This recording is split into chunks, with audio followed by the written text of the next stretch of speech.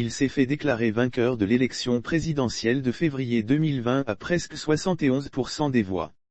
Une écrasante victoire que Faure Gnassingbé peine à savourer pleinement, près de 18 mois après son investiture.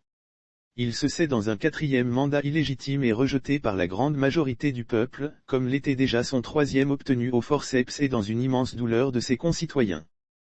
Quand on prétend avoir écrasé ses adversaires dans une compétition électorale, comment comprendre que celui dont le président de la Cour constitutionnelle s'est réjoui de la victoire, juge indispensable d'ouvrir un dialogue avec ses compétiteurs?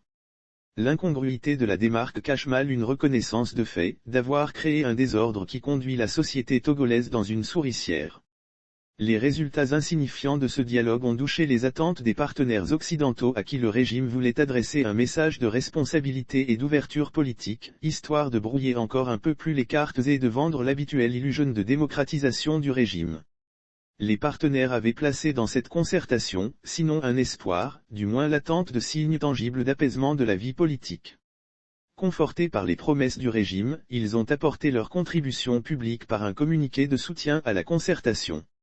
Au final, le niveau foncièrement décevant des résultats de ce dialogue jette encore au grand jour la ferme volonté du régime de ne rien céder qui puisse s'apparenter de près ou de loin à une ouverture démocratique qui menacerait son pouvoir.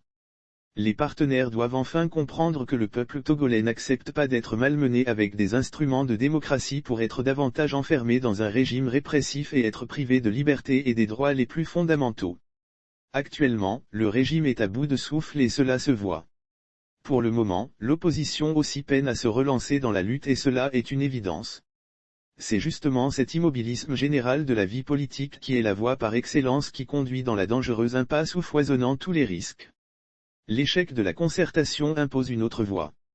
Si l'on ne veut pas être surpris par une situation extrême, très prévisible au demeurant, il incombe que le régime trouve le courage de lancer, de la manière la plus solennelle et la plus sincère, les assises nationales qui déboucheront sur une transition démocratique.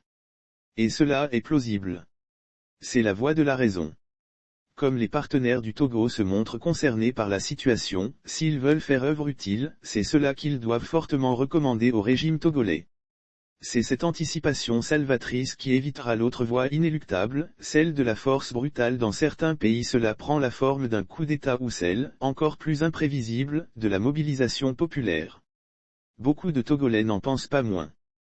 Quoi qu'il en soit, les Togolais qui n'attendent pas que d'autres fassent le travail à leur place, continuent à réfléchir à la manière la plus appropriée de mettre un terme à l'insupportable impasse dans laquelle tout le monde se retrouve aujourd'hui à l'étroit.